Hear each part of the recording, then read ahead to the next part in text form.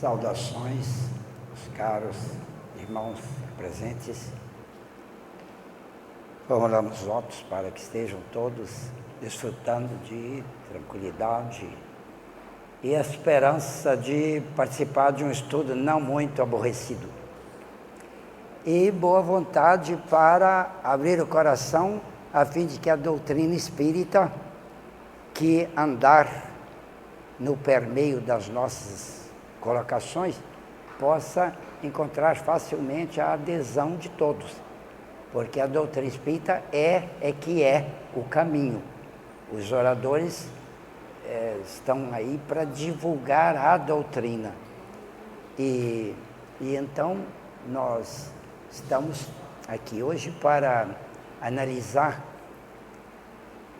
uma angulação sobre a seção fenomênica da mediunidade.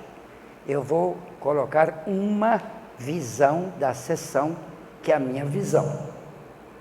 E, evidentemente, outras angulações existem conforme outras pessoas pensem diferente ou queiram estudar esse assunto e propor.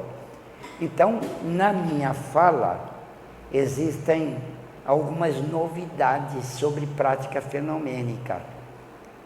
E isso é uma exposição que eu faço, mas eu assino. Quer dizer que as pessoas têm todo o direito de concordar ou não com aquilo, porque é a opinião de alguém. Quando o assunto é doutrinário, aí eu falo, fulano de tal fala isso, a doutrina espírita é assim.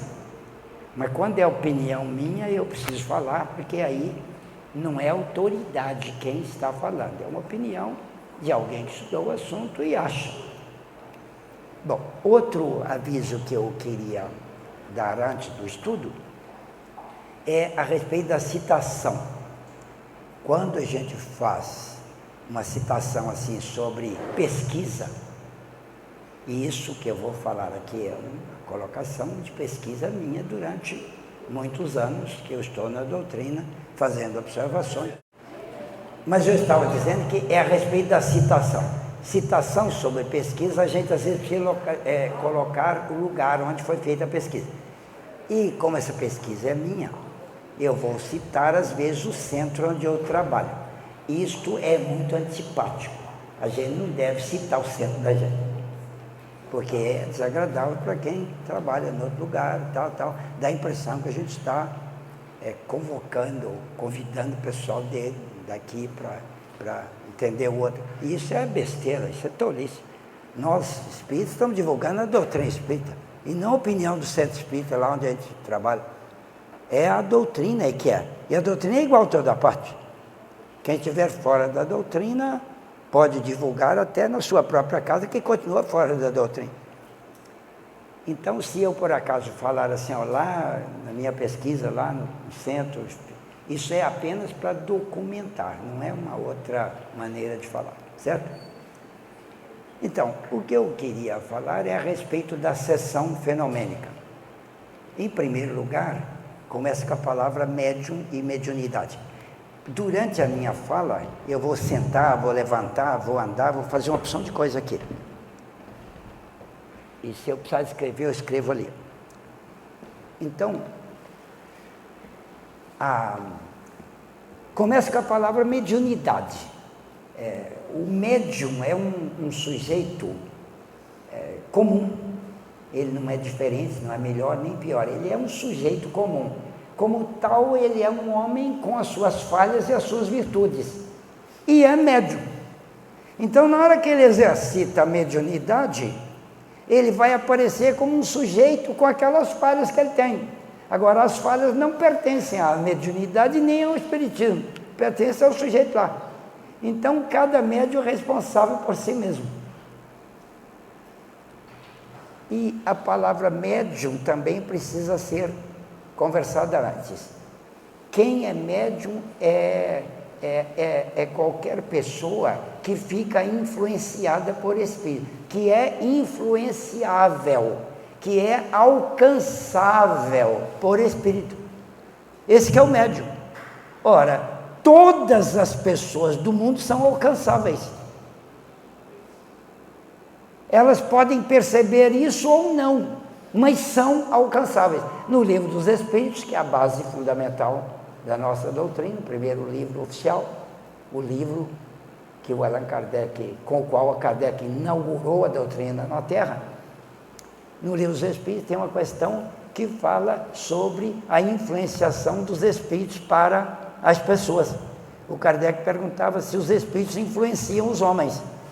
E a resposta que os espíritos superiores deram foi a de que os espíritos influenciam muito mais do que os homens imaginam. Muito mais. Influenciam tanto, diz o Espírito. Os Espíritos influenciam tanto aos homens que normalmente são eles, Espíritos, que vos dirigem. Diz lá no livro. Quer dizer que Espírito influencia mesmo todo mundo o tempo todo. Você opera sob a influência de Espírito sem saber o tempo todo. Você opera de manhã, de tarde e de noite. Você opera em qualquer lugar sob influência. Porque a influência do Espírito é mental. É da mente dele para a mente da gente. E a mente da gente está aí captando as ondas. Como as ondas de influência são ondas do tipo eletromagnéticas, não são ondas eletromagnéticas. As ondas de pensamento não são eletromagnéticas. São ondas mentais, mas são do tipo das eletromagnéticas. Quer dizer que elas se propagam com velocidade da luz. Para dizer a verdade, o pensamento vai mais depressa do que a luz. Porque a luz gasta 1 ano para viajar uma certa distância medida em anos-luz, não é? Como a velocidade da luz é 300 mil quilômetros por segundo, em 1 ano de percurso, a luz deve viajar muitos quilômetros, né? 300 mil quilômetros em cada segundo. Num ano, quantos quilômetros viajou? Então, e 1 ano de percurso da luz é que se chama ano-luz. E a estrela mais perto da Terra tem 2,7 anos-luz de distância. Ou seja, a luz viaja esse tempo para sair de lá e chegar aqui. O pensamento é mais rápido do que isso. Porque o pensamento vai essa estrela chama alfa. O pensamento vai daqui a alfa, já está lá. Pensamento. Então, não é onda eletromagnética. Mas é onda. Quer dizer que sai aí da sua cabeça e sai propagando em todas as direções, como as ondas eletromagnéticas. Vamos figurar um aparelho de rádio. Vamos supor que aqui fosse o rádio. Vocês sabem que um rádio tem um botãozinho lá que a gente troca as estações. Como é que chama aquele botãozinho? Vocês sabem? Hein? Sintonizador serve, né? Chama dial, né? Porque não tem uma palavra em português. A gente pode traduzir para sintonizador, mas a maioria conhece como dial. Dial, escreve dial. Fala dial, né? Aquele aparelhinho, aquele botãozinho, o que ele faz? Ele muda as placas do condensador variável que tem lá dentro, porque as placas estão assim uma em frente da outra. Quando você mexe no dial, a placa muda de lugar um pouquinho. Bom, ao mudar de lugar as placas, elas mudam a capacitância do condensador. Não vou dizer o que é isso não, nem assustem. Ao mudar a capacitância, elas fazem uma coisa muito interessante. Todas as ondas eletromagnéticas que estão entrando lá no rádio, elas passam pelo condensador lá variável. E aí, quando o condensador muda a capacitância, ele fecha a entrada para todas as ondas, menos para uma. Aí aquela entra e você escuta. Se você mexer no dial, ele muda a capacitância, aí o condensador fecha a entrada para aquela onda, mas abre para uma outra. E a outra é que entra. Então, o aparelho de rádio não poderia funcionar se não fosse por causa desse condensador, porque ele tem que fechar a entrada das outras ondas, senão entrariam, porque todos estão chegando, mas só uma que está entrando, é aquela que tem uma competência de enfrentar a capacitância do condensador e passar. Então, a gente fala que está sintonizando uma frequência. Quando a gente, por exemplo, a Rádio Eldorado emite em 700 kHz. Quando você quer ouvir a Rádio Eldorado, você vai lá no dial e procura onde é que é 700 kHz e coloca ele lá, aí ele abre para 700 e a Rádio Eldorado entra e você escuta. Eu estou falando isso, é um negocinho meio científico, mas é só para o pessoal ter uma ideia, porque no rádio todo mundo sabe que é assim, né? Então, na mediunidade é exatamente isso, é exatamente assim. Os espíritos que estão cercando a gente, que tem um mundo de espíritos desencarnados e um mundo de espíritos encarnados, né, perto da gente. Então, todos eles estão emitindo, e as ondas mentais deles estão atingindo a gente, mas lá dentro está fechado, não entra. Para dizer a verdade, nós temos uma fechadura aqui, que não entra ninguém mesmo, só pela onda, sabe? Bom, mas realmente entra, porque se a onda que você está emitindo tiver uma frequência particular sua, mas muito parecida com a frequência normal do meu pensamento, aí a sua onda entra. E se ela entrar, o que acontece comigo? Não acontece nada, a sua ideia chegou e eu penso que é minha, porque eu não sei identificar, ninguém sabe, identificar a origem das ondas, porque a onda entra e passa por uma série de lugares e finalmente ela cai lá no córtex, que é onde a gente toma consciência. Quando cai lá, aí a gente tem a ideia.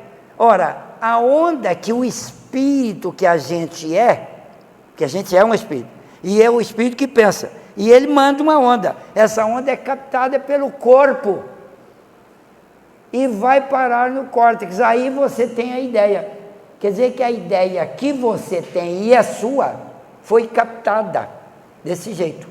Agora, se um espírito enviar uma onda e a onda entrar lá em você, ela vai parar lá no córtex, no mesmo lugar. Aí você não sabe se a onda que chegou agora é sua ou é de uma outra pessoa. Se a gente soubesse identificar as ondas, a gente saberia de quem foi aquele pensamento. Por exemplo, se eu soubesse, eu podia falar assim, não vou lá não. Ele fala, o quê? Você pensou aí se eu vou lá na sua casa hoje, depois? Você não pensou isso aí? Fala, na sua casa eu não vou nem hoje nem amanhã. Aí ele fala, por quê? Porque você pensou isso aí. Fala, como é que você pegou? Fala, eu captei o pensamento, identifiquei que era dele, identifiquei o que era dela lá, por exemplo. Mas ninguém é capaz de fazer isso. Identificar de onde que veio a onda. Então, a gente é influenciado por espíritos e não sabe disso. A gente pensa que a onda é da gente. Eu quis explicar assim para ficar de um modo claro, mas mais profundo um pouquinho, para o pessoal ter uma noção, para todo mundo ter uma noção melhor de por que todo mundo é influenciado e não sabe disso. A seleção que a gente faz para captar ou não a onda é casual, né? Porque a gente pensa que a gente pode. Eu estou aqui pensando com a minha frequência natural. É muito diferente da sua, senão eu pegava o seu pensamento. Mas não sei se é tão diferente assim, porque eu posso pegar alguma coisa do que você pensa e não saber disso. E nem você sabe que pensou, que me mandou aquele pensamento.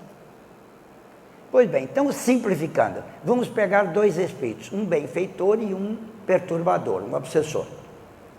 Os dois querem influenciar você.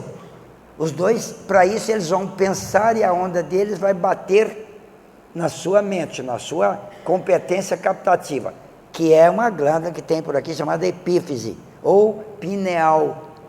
Aqui não é no alto da cabeça, não. É no cérebro, assim, no meio do cérebro, lá mais para cima. Para cima da hipófise. Porque a hipófise está no céu da boca, mais para cima, assim.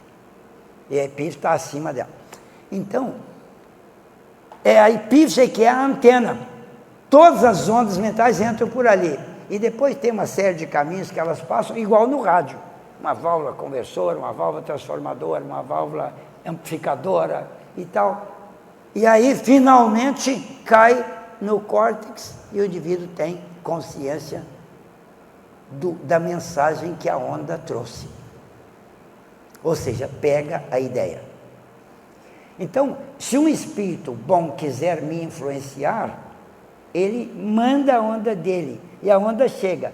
Mas se eu não tiver competência para captar aquele tipo de frequência, a onda bate e não entra. Igual a onda do rádio que chegou, mas não entrou. Agora, se o meu pensamento é de uma linhagem mais baixa, na qualidade do que eu penso, então, aí eu saí fora do pensamento normal dos bons e entrei na faixa do pensamento normal dos maus. E se o meu pensamento é assim, aí um espírito pensa lá e tem uma boa probabilidade dele enfiar a onda dele dentro do meu psiquismo. E aí eu sintonizei sem perceber e sem querer. Como tem milhões de espíritos, eles atingem as pessoas por meio de tentativa e erro. Então, se um espírito quer perturbar uma pessoa, diz André Luiz no livro Libertação, agora já estou citando a doutrina espírita, se um espírito quer perturbar uma pessoa, ele precisa de arrumar um jeito de sintonizar com a onda normal dela, com o pensamento dela. E o André Luiz perguntou para o espírito, que aliás era um obsessor que estava conversando com o André lá no livro. E falou, não, nós perturbamos. Mas como é que você consegue entrar na cabeça do sujeito lá? E assim, não é fácil não.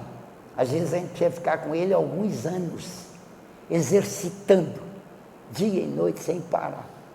Finalmente a gente descobre o jeito, e aí a gente atua nele.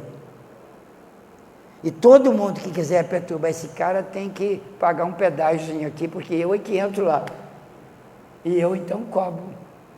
O obsessor fala isso, mas ele ajuda o outro a te perturbar.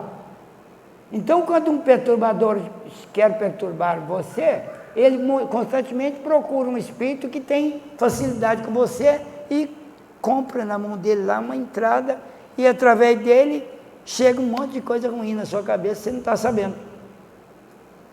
A maioria das brigas e das encrencas e dos desentendimentos que as pessoas têm, está tudo na conta de espíritos perturbadores. A maioria dos desânimos, dos desgostos, das tristezas, das invejas, dos ciúmes, das indecisões e das encrencas mentais que a gente tem, vem tudo de espírito. Por isso que no livro dos Espíritos está escrito que eles influenciam tanto que a maioria, eles dirigem, no normal, eles dirigem você.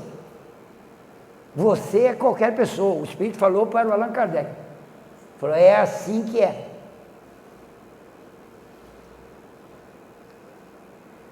Bem, eu comecei a preparar um trabalho, um estudo, para trazer aqui para o pessoal, para responder algumas questões que me foram colocadas pelo Ricardo e que são questões normais.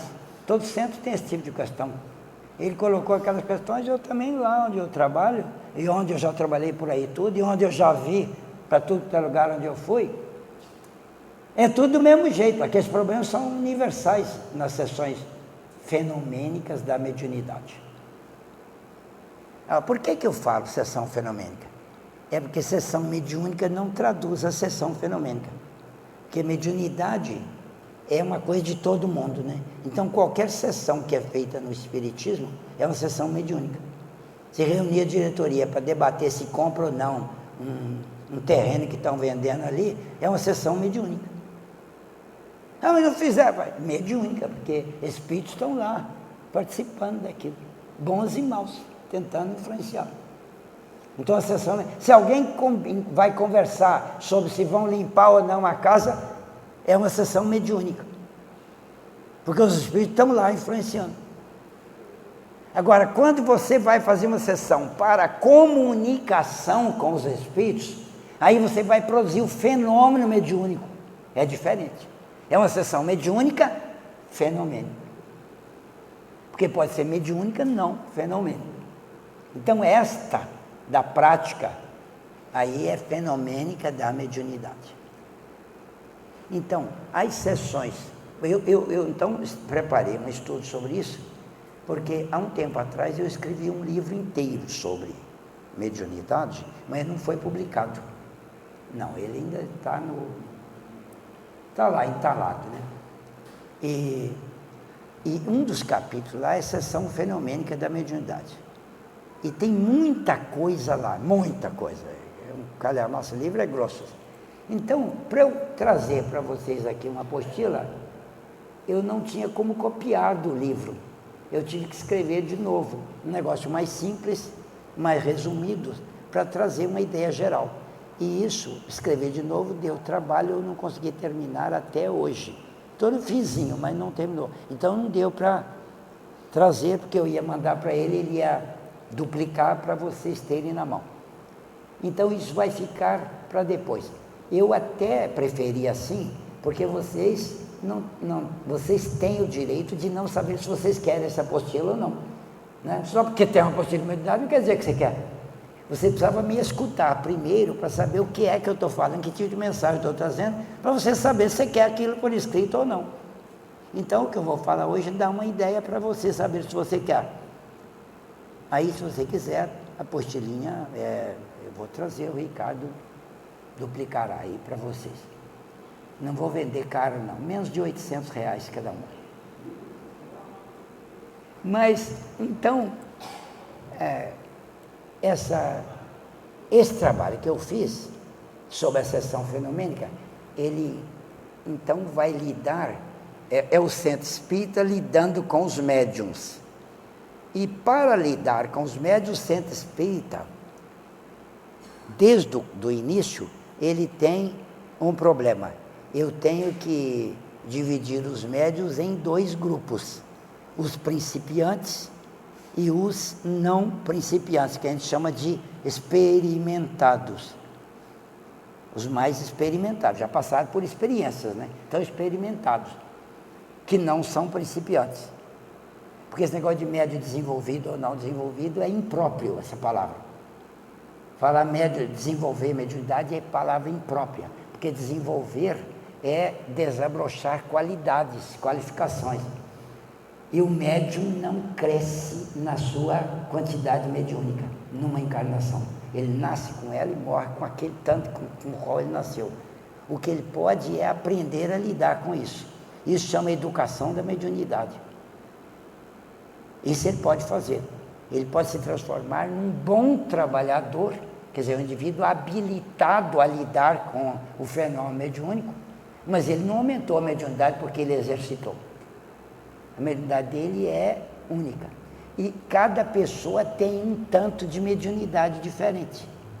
Que um indivíduo pode ser muito mais intenso do que outro, e o outro mais do que o outro, e o outro mais do que o outro, etc. E numa sessão fenomênica, de 10 médios, por exemplo, todos têm intensidades diferentes. Sem dúvida, que é praticamente impossível ter intensidade igual. Então, os que estão principiando, que são inabilitados, não podem ficar junto com os experimentados de jeito nenhum. Porque se puser os dois juntos, os experimentados recebem os espíritos e trabalham ali, e os iniciantes ficam lá na dúvida e tal, e com medo daquela coisa. Então eles ficam 200 anos lá e não aprendem a mexer com mediunidade, porque os experimentados não dão tempo para ele. E depois os experimentados, quando eles sofrem o fenômeno do transe, eles não têm competência de controle.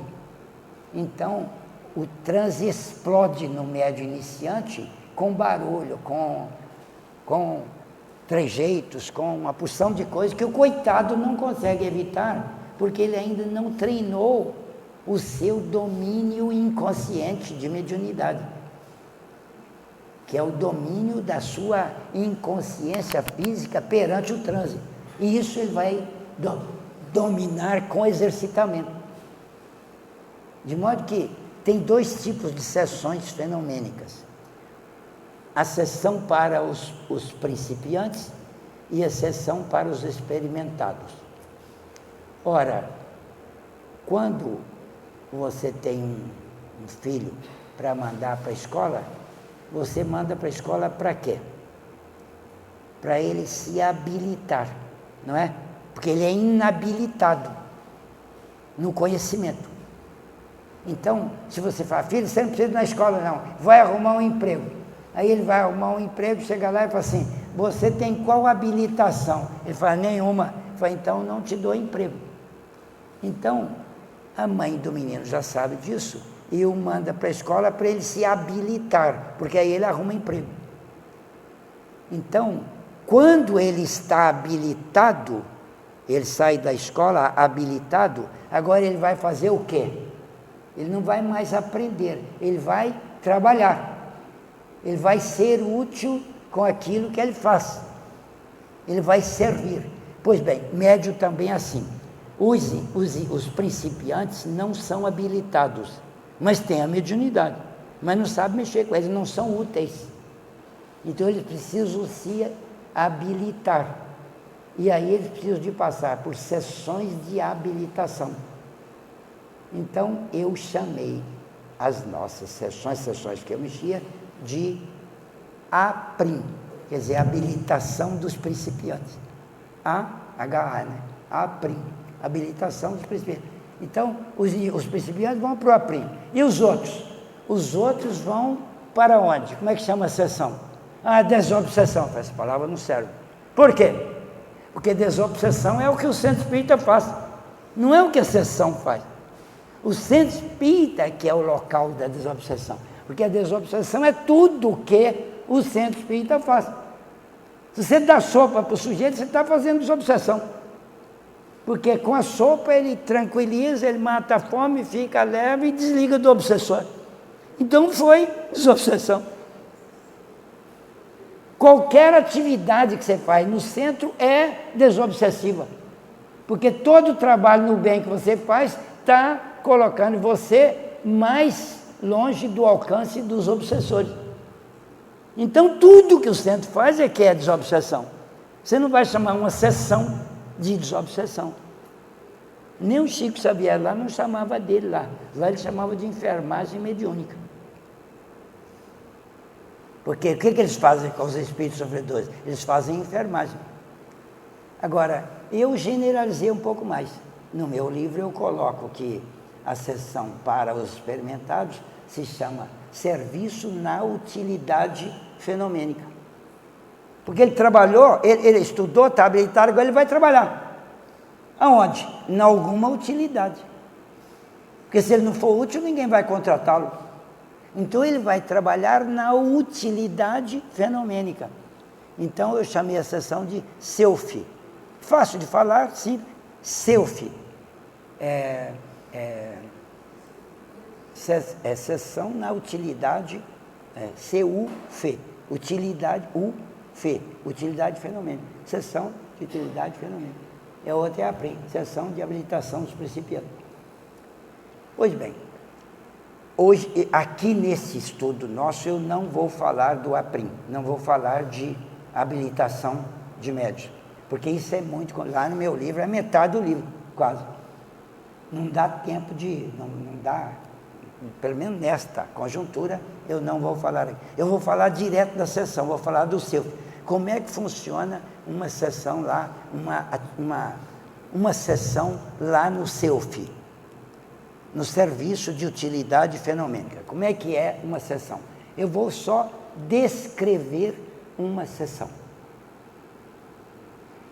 Isso aqui eu não posso fazer só hoje, não dá tempo.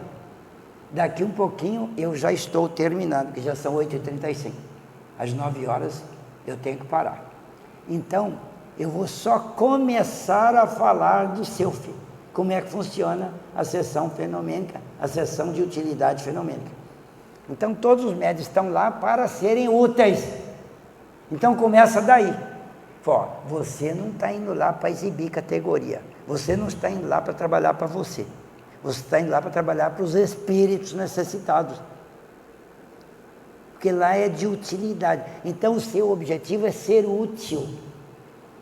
Não é chegar, mas não é útil a você, não é útil aos espíritos. Porque se o médium não for avisado, sem ele perceber, ele capricha para ele merecer admiração. Ele capricha na incorporação, na fala, porque nós somos assim. Se você me mandar andar até ali, ó, eu imediatamente capricho no jeito de andar, para ninguém achar que eu andei feio.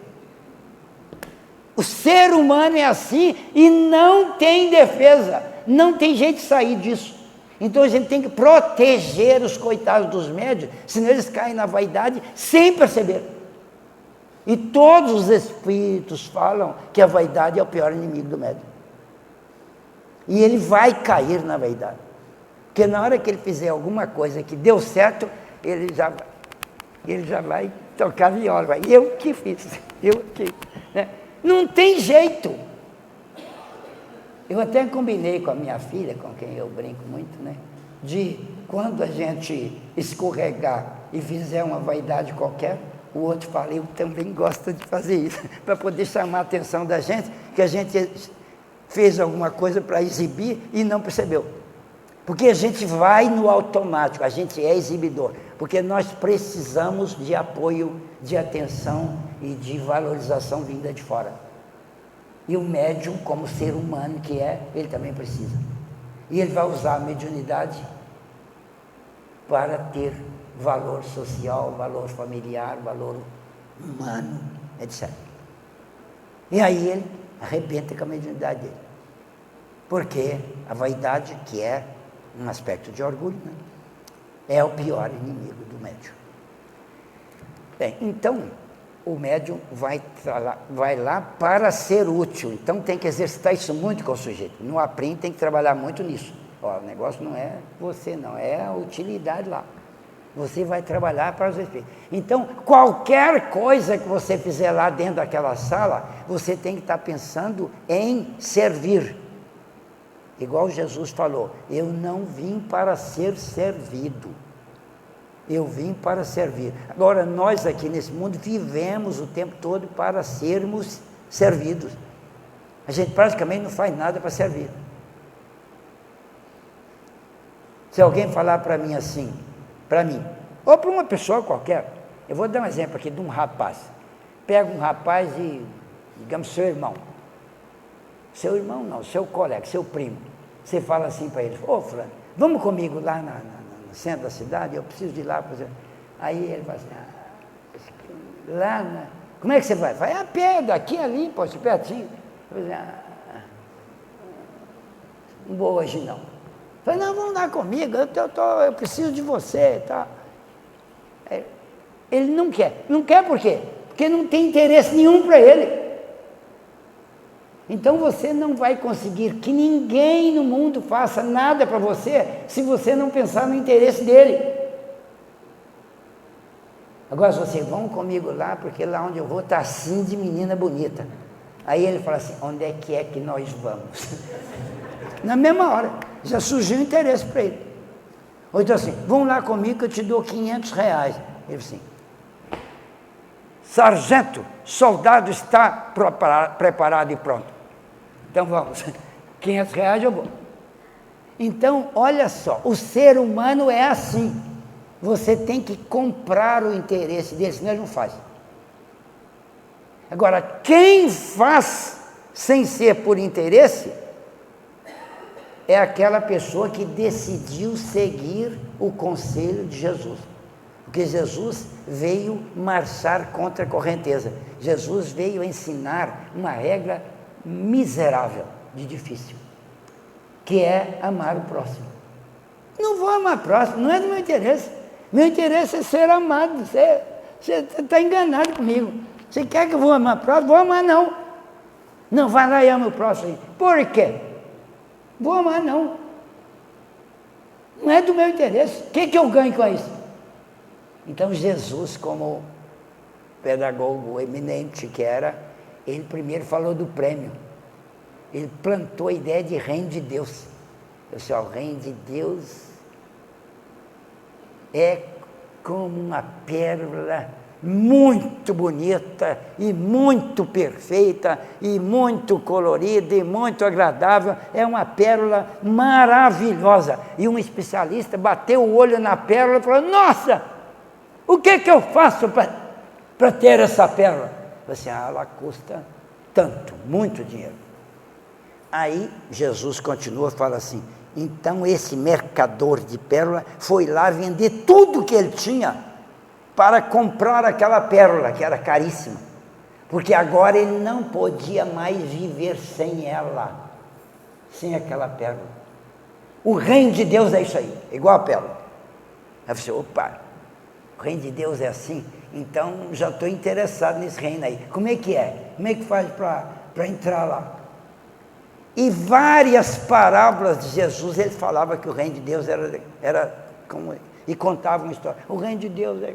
Então ele plantou um motivo na mente do povo, para o povo querer o reino. E o pessoal não sabia direito o que era o reino, ele só falava que o reino era assim como. Finalmente ele falou, o reino é esta realização afetuosa que você vai ter com as pessoas. O reino de Deus está dentro de vós. O reino de Deus é o amor ao próximo. Quando você começar a amar, você está colocando o reino. Pouquinho. E quando você colocar o reino, você vai ver o que é felicidade. Porque tudo que é bom é o reino. Se você tiver o reino, tudo mais. Aliás, eu vou até falar para vocês uma coisa, disse Jesus. Buscai em primeiro lugar o reino de Deus, e o resto de tudo quanto é coisa que você possa querer, está em segundo lugar, e até vem automaticamente, se você tiver o reino. Então o seu negócio é o reino. Mas eu não posso botar a família em primeiro lugar, não. Poder, você pode. Você pode botar qualquer coisa na frente. O pessoal põe família, dinheiro, prazer, conforto, beleza, tudo na frente. Agora eu, em verdade, vos digo que é o reino que deve vir primeiro. Jesus sabia, né? Então ele motivou, depois é que ele falou que tinha que amar o próximo. Agora, se nós não soubermos disso até hoje, nós não vamos lutar pelo reino. Então, o médium, ele quer ser um bom médium. Bom médium. E os espíritos falaram que a mediunidade é uma alavanca para o indivíduo construir valores espirituais pessoais. Quer dizer, a mediunidade é uma alavanca que você vai usar para trabalhar, para colocar valores reais dentro de você. Ou seja, reino de Deus. Tudo vai cair no reino de Deus. A mediunidade é uma alavanca para construir reino de Deus. Vamos, a mediunidade é isso. Então, o que eu vou fazer com a mediunidade? Você vai usá-la como um recurso para amar o próximo, para ser útil, para fazer o bem, para vencer aquele negócio de tudo para mim, nada para o outro. Ou seja, eu não tenho interesse nenhum nos seus interesses, eu tenho interesse só nos meus, porque todo mundo é assim. Agora Jesus queria que a gente começasse a colocar algum interesse pelos outros. Você não vai amar o próximo como a si mesmo por enquanto não, a não ser quando você chegar a anjo. Porque até antes, um passo só antes de anjo, você ainda não ama o próximo do jeito certo. Ainda está faltando. Porque se não estivesse faltando, você já era anjo. E você não é anjo ainda, você é um pré-anjo. Está faltando alguma coisa. Então, você ainda não está com o reino completo no coração. Então, nós não podemos começar a amar o próximo já amando o próximo como a nós mesmos. Nós vamos amar um pouquinho só, que é o que a gente vai conseguir. Não tente conseguir o que é inconseguível, porque aí você quebra a cara e não consegue. Então, nós temos que conseguir o conseguível. Daí ter mediunidade para trabalhar um pouquinho de cada vez, pouquinho, para poder botar um pouquinho de reino dentro do coração, para poder ser um pouquinho feliz e começar a gostar um pouquinho da vida. Ou seja, Jesus foi demais. Ele descobriu o que era e como é que ele devia fazer para isso cair no interesse das pessoas. Mas nós só fomos aprender isso 2000 anos depois, com o Espiritismo. Porque quem não é espírita não sabe dessas coisas. Não sabe, não entende negócio de reino de Deus. Não tem jeito. Fora da doutrina não tem esse estudo. Então eu tenho que ser médium para construir o reino de Deus. Em última análise é isso. Você já é médium. Mas eu sou médium. Todo mundo é. Todo mundo é influenciável por espírito. Mas e aqueles que recebem espírito assim, dão fenômeno? Esses aí são só 10% da humanidade.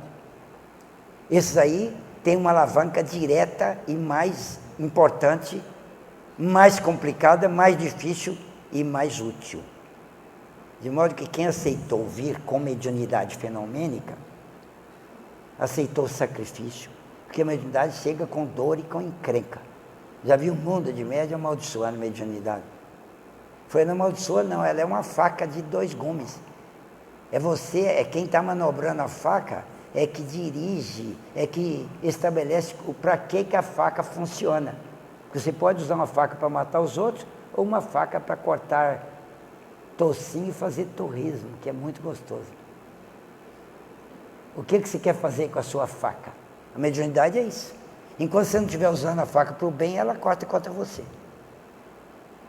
A Maria Modesto, um espírito adiantado que tem aí para cima, num livro lá escrito, ela perguntaram para ela assim, a senhora era médium lá na Terra, né? Ela assim, tá. Assim, e aí, quando a senhora voltar na outra encarnação, a senhora pensa em mediunidade outra vez ou não? Assim, imprescindivelmente. Eu vou fazer o que for possível para eu seguir médium outra vez na próxima encarnação. Eu disse, mas por que a senhora interessa tanto assim? Assim, porque com a mediunidade eu vou ter uma perturbação do cão. Porque médium não é mais perturbado por ser médium, não.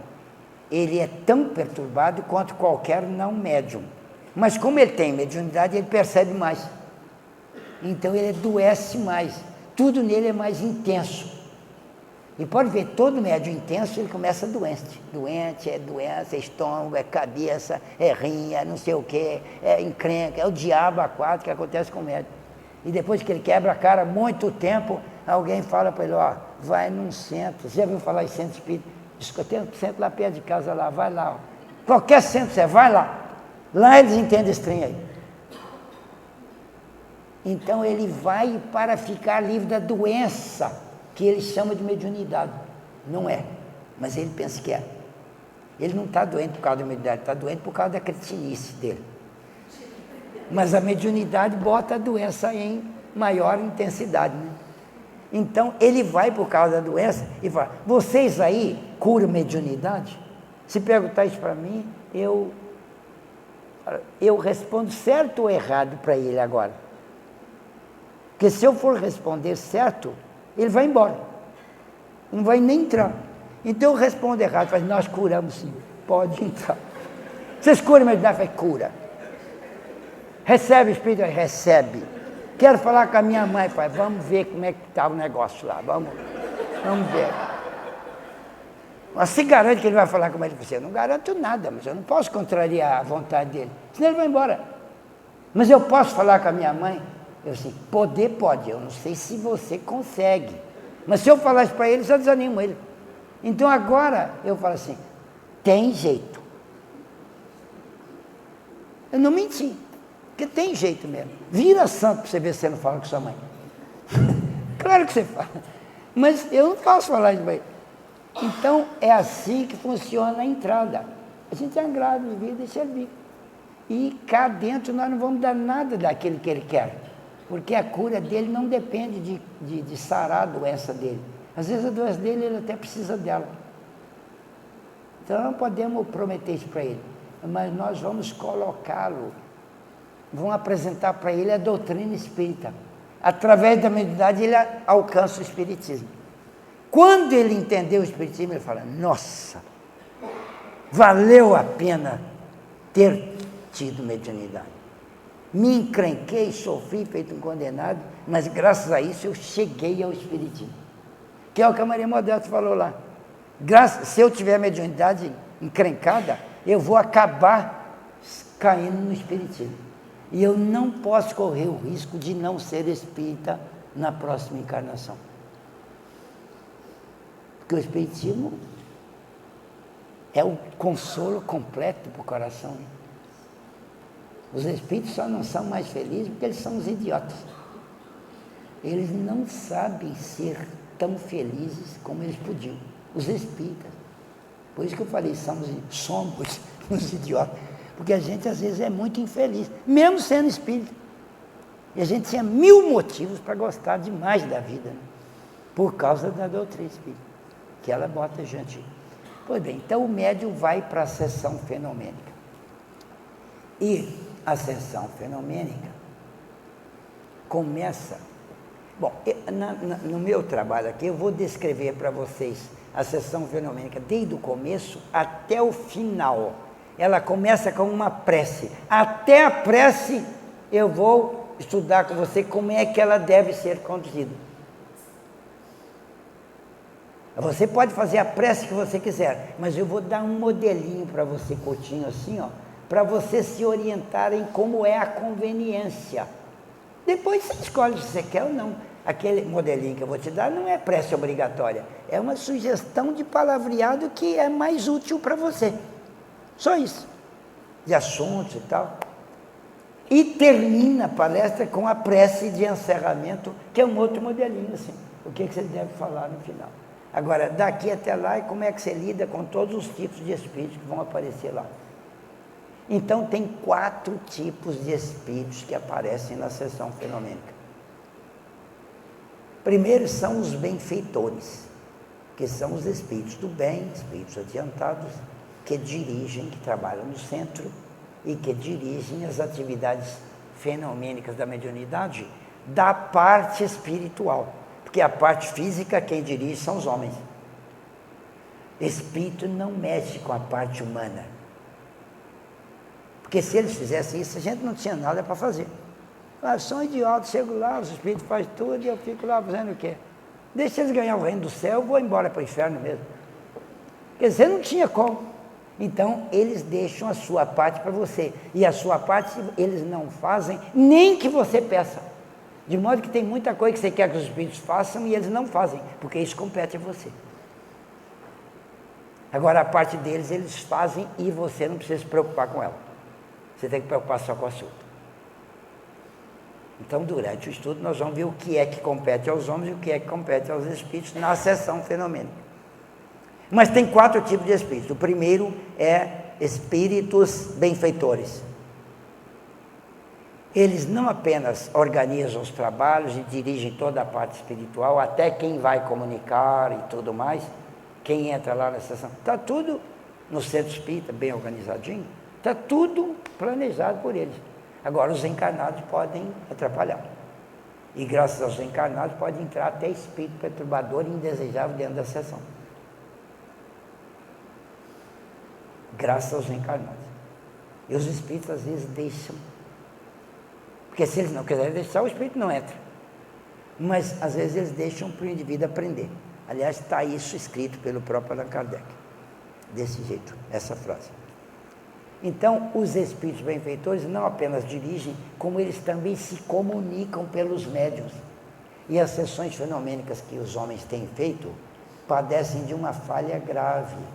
Eles não dão um tempo para os benfeitores se comunicarem. Aqui no estudo eu vou estudar isso com vocês e mostrar como é que faz isso. E por que as pessoas geralmente não fazem. Porque eles dão a palavra para o espírito benfeitor, o benfeitor incorpora e ninguém sabe que é benfeitor, porque ele não fala nada e presta. Aí você fala, não adianta o benfeitor, ele não fala nada. Por que não fala? Bom, nós vamos ver isso durante o trabalho. Então, esses são os espíritos benfeitores. E toda sessão fenomênica deve terminar com os espíritos benfeitores tendo a palavra pelos médiuns. Não é um só, não. Nós vamos ver como é que é isso. Outro tipo de espírito que comparece na sessão, os sofredores. Os sofredores são um caso muito à parte, que é um grande objetivo para o trabalho dos médiuns.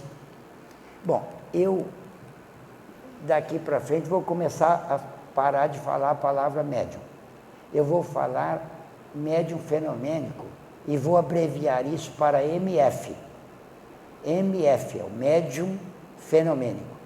O sujeito que trabalha com os MF, eu vou chamar de AM, é o assistente mediúnico. Assistente, porque doutrinador é uma palavra estúpida, a gente não tem que falar isso. Porque a doutrinação é uma espécie de imposição. Eu vou te doutrinar, você se ofende na hora, porque a palavra é impositiva. Então, ninguém vai doutrinar, porque é antipático. Então, não vamos falar isso, vamos excluir essa palavra. O que a gente fala? Um assistente mediúnico, que é o que o André Luiz usa no livro dele, nos livros. Ele chama os trabalhadores de assistentes naquela área. Então, tem o assistente mediúnico.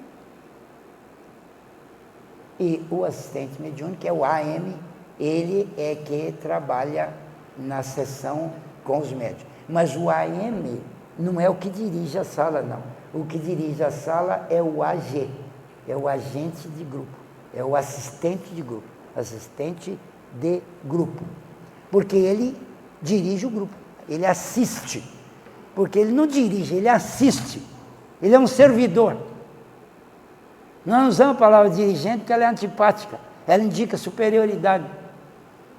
A gente usa assistente, que indica abaixo, é mais simpática. Então, assistente de grupo é o que dirige a sala. Porque não importa se ele dirige, a sala precisa de alguém que dirige, e ele é o agente. Agora, o outro é o AM, é o assistente mediúnico. Os assistentes mediúnicos na sala devem ter vários. Eu vou propor um tipo de sessão fenomênica que eu testei, que é muito mais eficiente, onde tem vários AM, vários. E eles todos trabalham. Mas isso eu vou depois, na hora de expor como é que é a sessão, por que é assim e como é que é. Mas eu agora estou falando, estou quase acabando, porque já está quase acabando o tempo. Eu estou falando dos tipos de espírito. O sofredor é aquele que chega lá estrumbicado, sofrido, doído, machucado, queixando, chorando. Esse é o sofredor. E como lidar com o sofredor exige técnica especializada. Se errar na técnica, você não está ajudando direito. E você está lá para ser útil. Todos estão lá naquela sala por causa da utilidade. O nome da sala é esse. Serviço de utilidade fenomênica. Como é que você não é útil? O que você está fazendo aqui? Eu estou olhando. Pai. Enquanto você olha, trabalha legal. Tem que ensinar todo mundo a vibrar na conveniência da utilidade que a sala exige para poder atender os sofredores e os obsessores. Então, os sofredores são esses machucados. E como lidar com eles é importantíssimo. Tem dois jeitos de lidar com eles. Um é através da incorporação, que é a maior invenção que fizeram na doutrina espírita para ajudar alguém. É a incorporação do espírito. Oh, coisa belíssima, bonita, agradável, importante, inteligente, útil. É uma maravilha uma incorporação. E depois, o que é que a gente faz com o espírito durante a incorporação dele? E o que a gente faz é muito importante. Então tem que ter um sujeito especializado em fazer isso, que é o AM, é o assistente mediúnico.